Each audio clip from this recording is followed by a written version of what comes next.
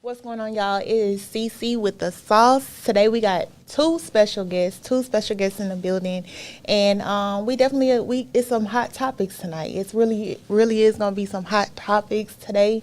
I'm gonna go ahead and introduce my first guest. Go ahead and tell the people who you are. Hello, everyone. My name is Spencer Tribble. Originally from Chicago, lived in Houston for about 6 years now. Back and forth between here and Johannesburg, South Africa, where I've been there for about a year now. So, real big on doing a lot of things in the community, and I'm grateful to be here. That's cool. That's cool. Give us a little bit of background. Tell the people who you are. Like, what do you do in this community as far as business wise? What you got going on out here in Houston? Yeah, so I got a few things. So I like to consider myself an investor, right? I'm real big into stocks, real estate, investing in startups. And then also I'm partnering in a few other companies. I don't know if you guys are familiar or ever heard of Local Seat, which is a hookah lounge in 3rd Ward by the University of Houston. We just recently expanded that and opened up another location in South Africa. So really excited about that. Also, I have a trucking company, and so in a consulting firm. So everything that I really focused on is really centered around our community as far as being able to provide opportunities and, empower our folks. You know what I mean? Absolutely. So you said a few things that I would like to hit on. First of all, you from Chicago, and you in Houston. Yeah. Why? The weather better, ain't it? No, definitely. Yeah. No, Houston, in general, I love just the cultural vibes here. You visited here a few times before you came, or you had family here? Yeah, so family came here, visited a couple times. Actually moved from Atlanta here. Oh, okay. Yeah, so, that was a dope experience, extremely black city, obviously, that's very big in the entrepreneurship space. Yeah. I don't hear a lot of people coming from Atlanta to Houston. I hear a lot of people going from Houston to Atlanta, so that's different. Yeah, it was different. I mean, it was a little too materialistic for me. You know what Oh, I'm saying? I got you. Houston, I really love overall vibes there, man, and yeah, once I came, I was like, I knew this was gonna be it for a period of time before I relocate. Okay. Across the water, but yeah. Okay, so you said you expanding Local Seed up into South Africa. Yes, ma'am. How are you able to do that? Easy when you got the right team. And I won't say easy like it's just, that simple. But really just understanding, like, the landscape of the land, right? Being able to recognize opportunities, right? And really, being resourceful, right? Right. Just building the right network, the right team where, you're able to expand, grow, what I mean? But also, be able to continue the mission of providing those same opportunities, right? So I love that mission. Yeah. Absolutely. I'm all for that because I'm participating in plenty of campaigns here in Houston, and that's something we real big on is providing job opportunities. So we do appreciate you doing that for the community and open up them opportunities for us. So that's the main reason why y'all are expanding Local Seed is because of the trying to provide more job opportunities or... that too, but also as a business owner, when you feel like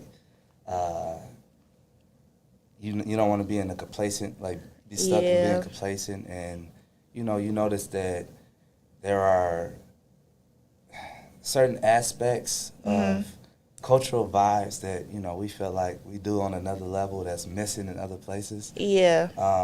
Especially in South Africa.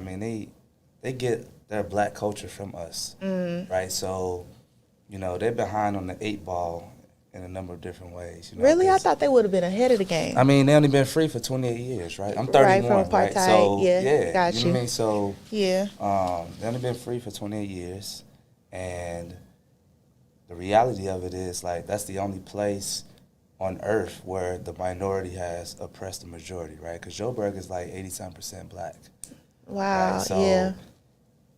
you know, being able to come over there and with a different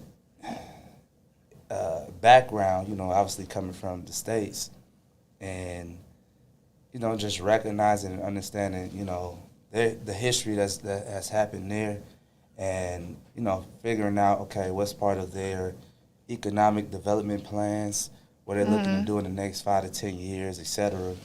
How can we be a part of that, right? And being able to equally, right, help each other attain the overall goal. So speaking of economics, is that what you got your degree in? Yeah, my bachelor and master's is in economics. So you graduated from up north or down here? Up north, Midwest. What school? So undergrad, Southern Illinois, University of Carbondale. You know, being from Chicago, so about 5 hours. And then grad school, University of Kentucky. Oh, okay. Yeah. Okay, I love it. I love it. And I just want to ask some questions since you did bring up South Africa. Like, how is, I know they get the culture from, you know, they get a lot of the things from us. Right. But how is it there? Because a lot of people depict, like, Africa from what they see on TV. For sure, yeah. So could you, like, tell me, is it, you know, it's definitely civilization there. You wouldn't be there. Right. But, like, give me a little insight of what it is like living over there.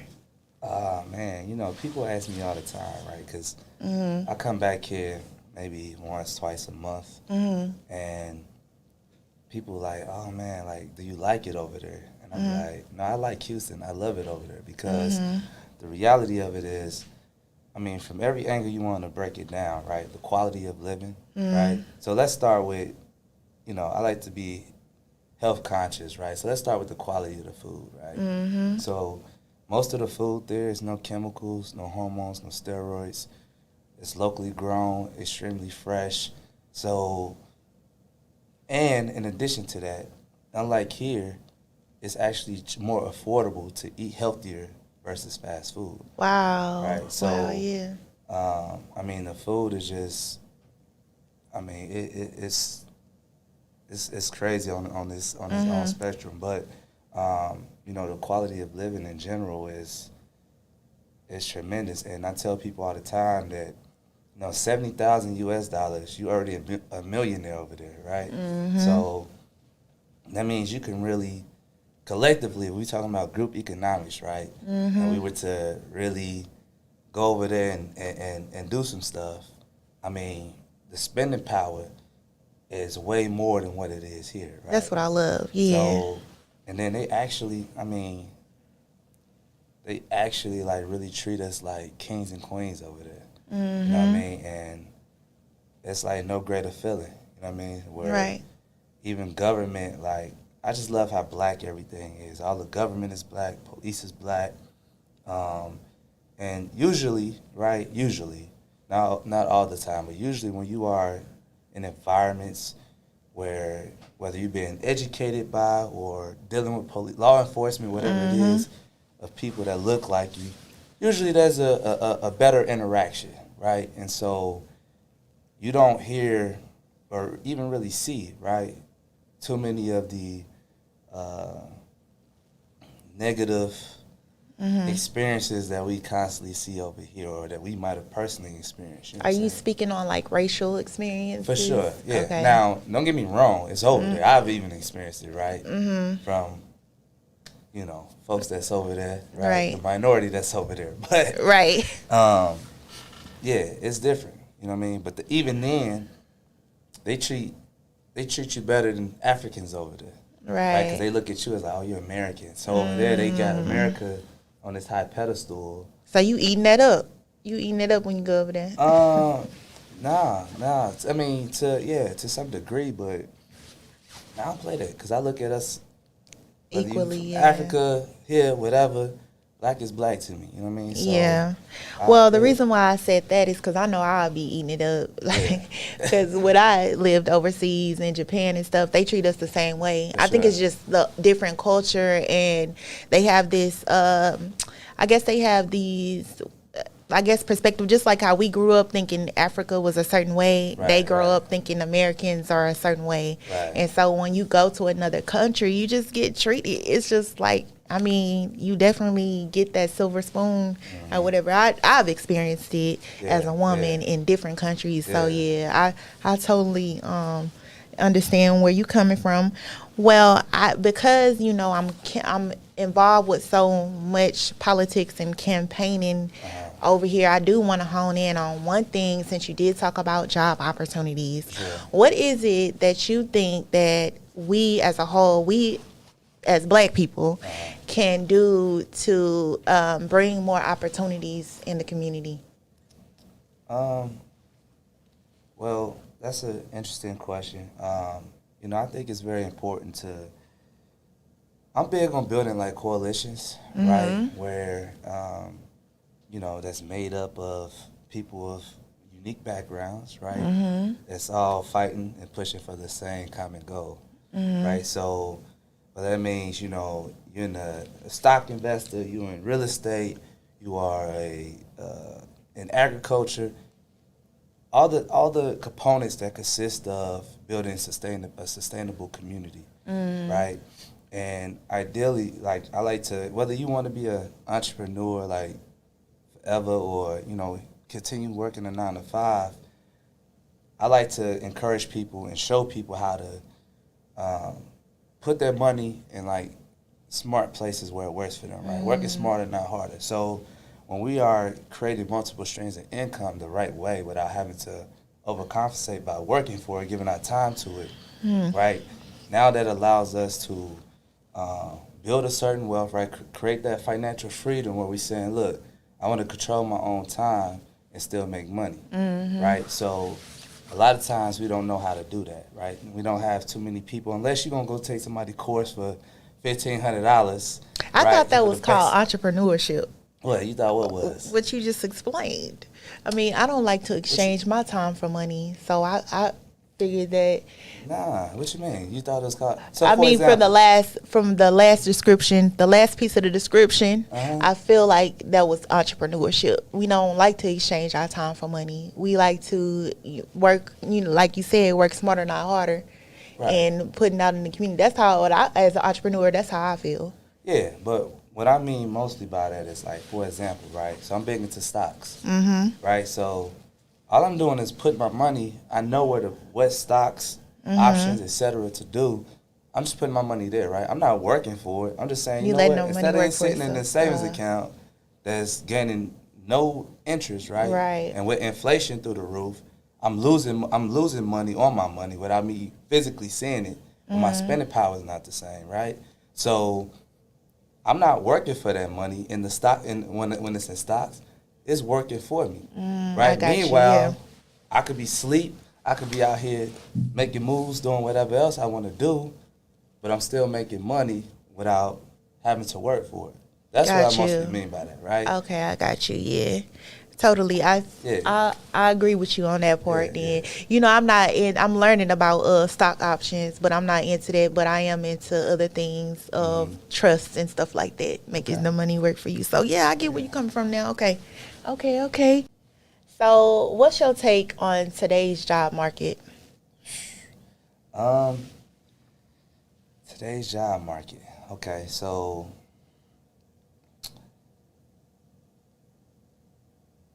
what I want people to understand is, one, right? We have not even began to see like the beginning, like the middle of a recession. Like we still have worse days ahead of us when it comes to the overall economy. And I think when people associate gas prices coming back down a little bit, they think that like overall that means the economy is in better shape. Yeah, just because oil, right, a particular sector has, for the time being, has came down, right, And gas prices, it takes usually 4 to 6 weeks to see that difference, right? So if oil prices start going down, the gas prices usually don't go down 4 to 6 weeks later, right? But now we need to pay attention to the Federal Reserve, right? So the Federal Reserve is who ultimately comes out and says, hey, this is what the economy is doing. This is where interest rates are at, right? Inflation. And in order to combat inflation, this is the type of moves we're going to make. So we know as of now, as of today, tomorrow is when the new report comes out. But inflation was last at 8.6%, I believe, which was the highest it's been in 40 years, right? So that puts the Federal Reserve in position to say, you know what, to combat inflation, to get inflation to come down, we're going to have to hike up interest rates. So when interest rates are hiked up, ultimately that means that it's going to be harder for you to borrow, right? So because you go to the bank and say, hey, and the bank was giving you a 2% interest rate, well, they constantly hiking on 75 more points every time the Federal Reserve come out with their new report. Now interest rates is at, I think, I don't remember exactly where it's at as far as borrowing, but as they increase interest rates, it makes it harder for people to borrow. I don't understand that logic, though, of why it would make it harder for people to borrow. But I do see that. I definitely live that and see that when I'm closing on homes. Yeah, like especially as soon as the interest rate drops, more people come in and buy, right? They come in. But I don't understand why it will be harder when the interest rate is more money for these lenders, for this, like, why is it harder for a borrower to be able to borrow if essentially the back end, the person that's lending the money is getting more money? Right, so I understand what you're saying. It makes sense, right, looking from what we would think. However, based off their requirements, right, it's like, hey, if I'm already requiring you to have a 650 or a 700, whatever credit score, that's based off of the qualification saying, look, I give you 100,000 at this percentage, right? But now we talking about, okay, that was at 5%, right? Well, let's say 7%. And now he's saying, okay, well, based off of your credentials or, your package, right, of credit score and debt to income ratio and all those things, now we up and say, you know what? Well, it's going to be 14, 15%, right? So a lot of institutions,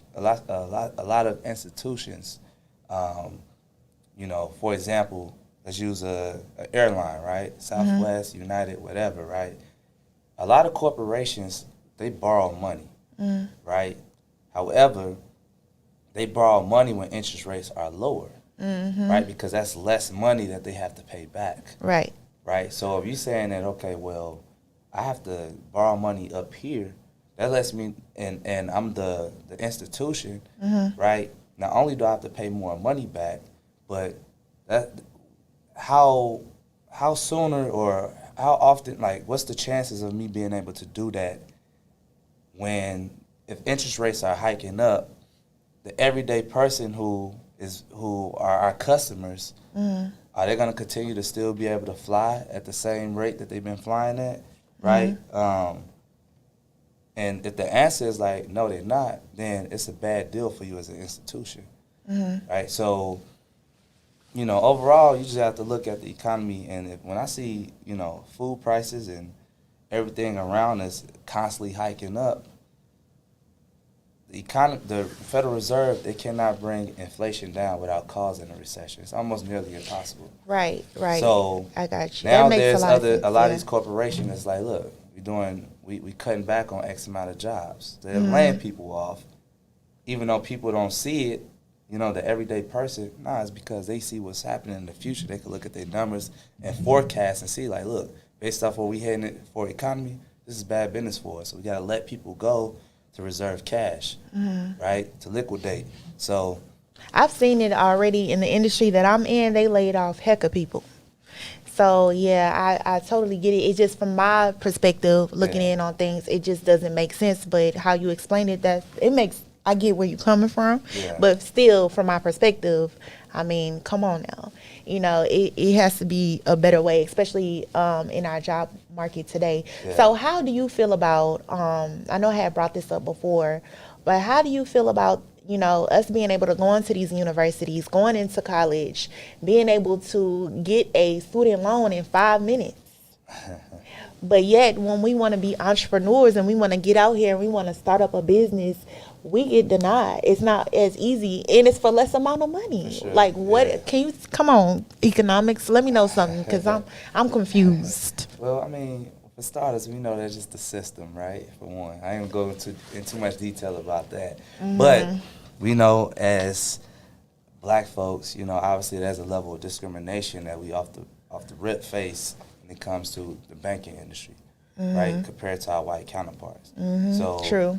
regardless if we have the same credit score, we make 6 figures or whatever, the discrimination alone still gets us denied. And you know what's so Right. funny is we sign this discrimination paper. Whatever lending institute, we always sign it off on Yeah. this. What is it called? We equal opportunity. We this, we that. This means that I'm not discriminating against you. But everybody laughs at that paper because we know what it is. Yeah. You know what I'm saying? But see, that's why it's important for us.